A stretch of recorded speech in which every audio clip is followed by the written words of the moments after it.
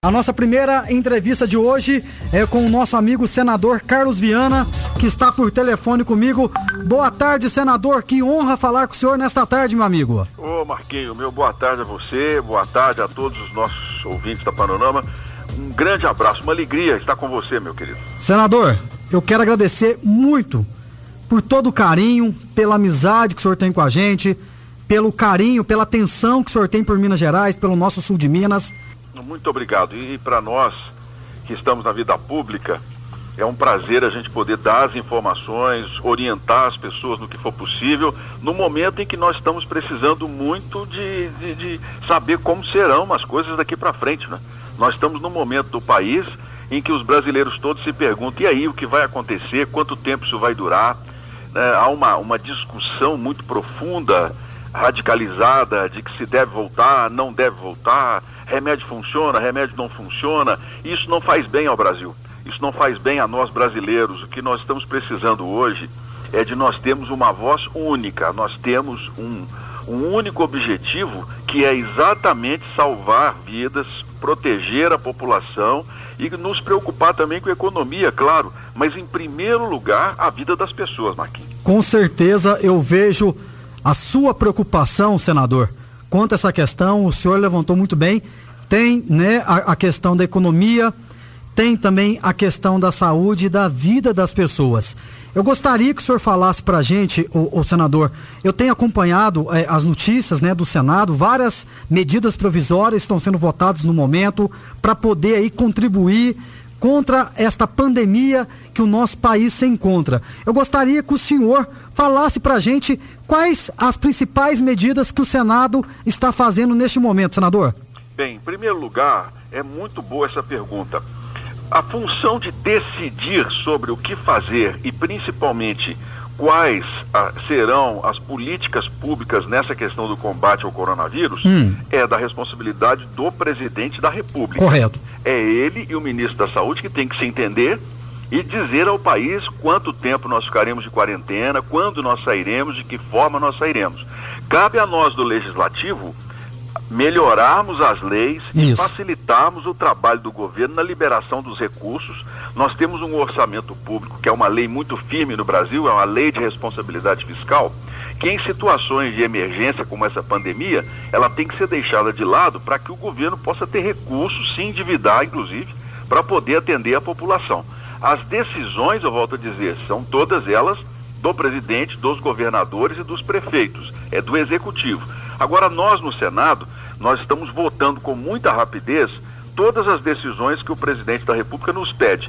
Por exemplo, nós temos aqui algumas medidas provisórias que já estão em andamento e que vão ser votadas no Congresso brevemente, que é a MVP 936, um programa emergencial de manutenção de empregos de renda, redução da jornada, complemento salarial, suspensão temporária de contratos de trabalho, para que os empresários não demitam. É importante também a gente deixar isso aqui claro. Todas as medidas que nós estamos criando em que o governo vai subsidiar algum tipo de atividade tem por obrigação que não existam demissões. As empresas vão poder reduzir os salários, o governo vai complementar a diferença dentro da base do seguro-desemprego, mas as empresas têm que manter essa pessoa com a carteira assinada para que a gente possa lá na frente ultrapassar dessa fase. Nós temos condições de superar com mais rapidez.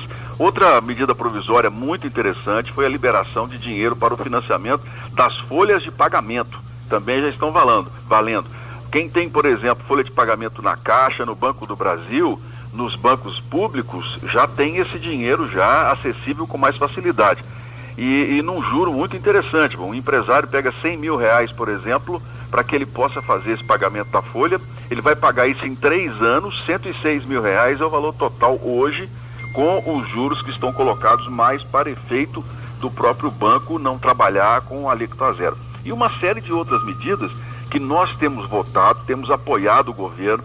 Nós temos agora uma que permite ao Banco Central a compra de títulos e também a emissão de maior para que o governo possa, o Tesouro, bancar todo o nosso, e a inflação não voltar.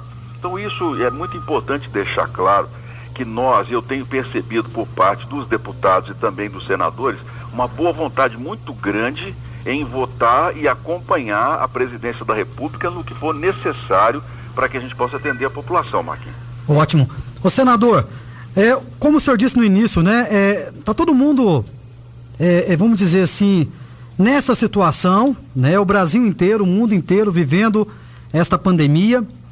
O senhor pode adiantar para a gente o estudo que está sendo feito em cima destes números, né, que estão estudando dia a dia, hora a hora, a previsão para a gente poder passar por essa situação, senador, com mais tranquilidade? Ô Marquinhos, essa é uma pergunta muito interessante. Primeiro, vamos explicar às pessoas com o que é que nós estamos lidando, porque rede social tem muita notícia falsa. A gente muitas vezes é hábito nosso de estar entre amigos, batendo um papo, então quando a gente está numa conversa de boteco, tudo é muito fácil. Se resolve os problemas do país com uma rapidez muito grande. Mas quando você vai lidar com a realidade, é tudo muito diferente. Então, essa questão do vírus, do Covid-19, primeiro que esse coronavírus já existe há muito tempo. Ele não é de hoje que a humanidade já sabe que ele mata. O problema é que no passado ele acontecia em determinadas regiões remotas, como foi lá em Wuhan, na China, e ficava só por lá. Mas como o mundo hoje está muito globalizado, você tem voos para todas as regiões com muita facilidade. Hoje você entra no avião aqui, daqui a 10 horas, 12 horas, você está lá na Europa, e isso vem acontecendo com muito mais rapidez. O vírus se espalhou dessa maneira e tem um vírus mutante. Ele muta, a cada país ele tem uma característica. Por isso que ele é chamado de Covid-19. Por quê? Já é a 19ª cepa, a evolução conhecida pela humanidade. E ele, como ele muda, né, em cada lugar, e ele é transmitido com muita rapidez no toque da mão, na saliva, ali pelas gotículas. Quando a gente fala perto da pessoa, a gente não vê, mas aquelas gotículas saem. Isso passa muito rapidamente. Esse vírus, cada país exige um determinado tipo de atenção. Por quê? Ele age muito fortemente e mata mais em países onde há subnutrição. Países onde as pessoas são bem alimentadas, onde as pessoas têm um ritmo de vida diferente. A Suécia, por exemplo. A Suécia é um país que vem enfrentando o Covid de uma maneira mais tranquila. Por quê? Uma população pequena, 5 milhões de habitantes, com uma alimentação muito regrada, um sistema de saúde que funciona desde a criança no ventre da mãe com muita ênfase, muita eficácia. Então é uma população que tem uma resistência natural a esse tipo de doença. Mas nos Estados Unidos, por exemplo, a situação é o inverso. Por que tem muita gente morrendo nos Estados Unidos, 1.200 pessoas? Porque lá há um problema de obesidade sério nos Estados Unidos. As pessoas são obesas, a alimentação do americano ela é ruim. A pessoa tem hábitos que, infelizmente, levam a deixar a saúde e a imunidade baixa. Então, o obeso, ele tem uma tendência muito grande a sofrer mais consequências com a questão do Covid. Como o próprio obeso já tem mais dificuldade de respirar, junto uma pneumonia, que é o que causa o vírus, mata a pessoa com mais rapidez. No Brasil, o que é que nós temos no Brasil? Nós temos uma população com 22 milhões de idosos, são brasileiros, e temos uma boa parte dos nossos brasileiros que são subnutridos, especialmente crianças. Por isso que no Brasil nós temos observado que há crianças, bebês. Ontem nós tivemos a confirmação da morte de um jovem indígena de 16 anos, em Yanomami, em Roraima. Por que isso? Subnutrição. Esse é um problema que o Brasil precisa tomar muito cuidado. Por isso é que aqui, enquanto nós não tivermos uma vacina, um remédio que seja realmente eficaz, com um protocolo de pesquisa e que não gere outros danos, porque tem remédio entre a dose, né? Entre o remédio e o veneno, o problema é a dose. Então você pega um remédio como cloriquina, vai aplicar em todo mundo. Olha, ele é um anti-inflamatório que pode gerar problemas graves em outras áreas do corpo. Então ele não pode ser dado simplesmente por qualquer um. A pessoa vai na farmácia e compra aquela cloriquina. Não, ele pode trazer consequências graves. Quando um paciente está muito ruim, está caminhando para a morte, você não tem outra opção. Eles têm colocado cloriquina e o azitromicina juntos e têm conseguido em alguns pacientes bons resultados, especialmente aqueles melhor nutridos, que já têm uma imunidade mais alta, como o caso, por exemplo, de médicos. Médicos lá de São Paulo fizeram o uso do cloriquina, mas eles por si só já têm uma imunidade porque frequentam hospitais, têm uma alimentação regrada e tiveram um atendimento rápido no sistema privado. Agora, se isso cai nas nossas favelas, nas nossas vilas, cai no dia a dia das pessoas simples, e como é que nós vamos fazer com atendimento em saúde? Você observa que nós temos quase 300 Santa Casas em Minas Gerais e hospitais filantrópicos, a maioria falidos. Formiga, por exemplo, vou dar um exemplo aqui da cidade de Formiga. Formiga tem uma Santa Casa que está lá em recuperação judicial, tem uma intervenção, tinha lá 15 respiradores, a maioria quebrados. Eles não conseguiam colocar para funcionar porque não tinha dinheiro. Porque o argumento é, só 20% da população do atingido pelo vírus é que precisa de atendimento médico. Poxa, se 10 milhões de pessoas estiverem contaminadas como a previsão, 2 milhões vão precisar ir nos hospitais brasileiros. Nós temos condição de atender essa gente? Não temos. Essa é a preocupação. Vai morrer gente sem atendimento?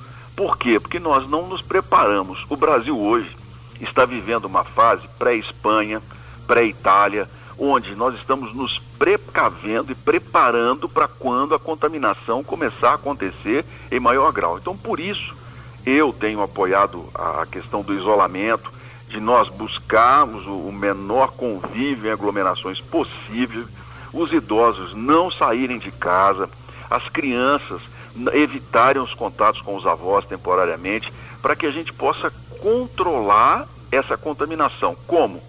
A curva que eles falam, que é a quantidade de pessoas que vão ser contaminadas, tem se mantido abaixo do esperado. Por quê? Porque o isolamento está funcionando. Se a gente de uma hora para outra resolver abrir as portas e botar o povo na rua, olha, Marquinhos, vai morrer muita gente. E não vai morrer só porque às vezes é diabético, tem um problema de obesidade. Não, essas pessoas, elas têm direito de viver, nós temos que preocupar com elas também. Com certeza. Elas não são números. Concordo com o senhor. Se nós fizermos isso, vai acontecer como no Equador. A pessoa morre dentro de casa, não tem nem como buscar o corpo, a vizinhança fica reclamando do mau cheiro dentro das casas. Por isso é que hoje eu caminho muito com o ministro Mandetta no sentido de que a gente precisa manter o isolamento até que a gente consiga ter o sistema de saúde minimamente preparado para atender as pessoas que buscarem ajuda. O vírus aqui pode não se transmitir com muita força, porque é um vírus, o calor brasileiro. Correto. Pode, mas ele pode também, e como tem se mostrado, tão agressivo quanto na China. Isso nós temos que ficar atentos. Então é uma aposta. Quem está no governo hoje, especialmente na presidência da República, nos governos de Estado, tem que fazer uma escolha. Bem, a escolha única que a gente tem em bases técnicas, em base de pesquisa, é manter o isolamento. Foi isso que a China fez e conseguiu controlar, pelo menos no momento, a questão do coronavírus. Porque nós só vamos estar seguros de verdade de que tiver uma vacina. Justamente. Aí nós vamos estar sem problema nenhum, tiver um remédio efetivo, um medicamento que não deixe dúvida sobre a eficácia. Mas hoje, a melhor maneira da gente contribuir é a gente manter o isolamento, evitar aglomerações, fazer a higienização com álcool, lavar. O álcool, às vezes com a cara, a pessoa não está achando. O sabão em barra, aquele sabão que o pessoal na roça faz lá, cozinha ali o sabão, aquele com soda cáustica que eu gosto muito, aquele sabão tem uma eficácia impressionante para lavar e limpar as mãos. A pessoa chegou em casa, Marquinhos, não tem jeito, olha, eu precisei ir no supermercado, eu preciso ir ali comprar umas verduras, eu tive que trabalhar porque senão eu não tenho o que comer. Quando ele chegar em casa, primeiro, ele usa uma máscara. É o mínimo que a gente pode fazer. Usa uma máscara, vai no ônibus, vai no supermercado, usando máscara. Chegou em casa, tira a roupa na entrada de casa, tira o sapato, lava bem as mãos ali no tanque, do lado de fora, lava o rosto com bastante sabão. Aí sim vai abraçar filhos, vai abraçar a esposa, vai abraçar pai, vai abraçar a mãe. Mas com a higienização feita antes de entrar dentro de casa. E isso tem que ser uma prática para todo mundo. Que na verdade deveria ser uma prática nossa hoje de todos os dias, porque o lavar a mão, o sabão, ele resolve o problema.